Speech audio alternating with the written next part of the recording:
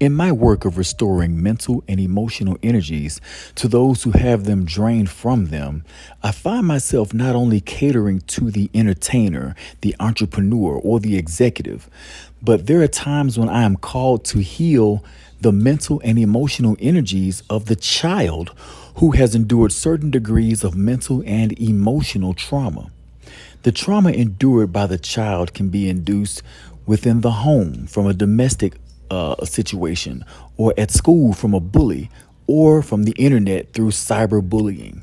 Either way, the child takes on more negative emotional energy than they should have to.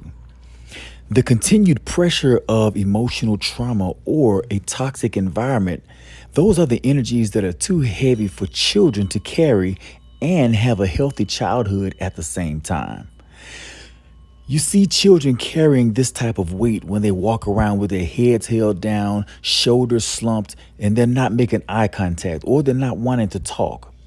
I help them out by tuning their chakras and their energy fields, depending on the degree of pressure or weight of the energy the child is dealing with.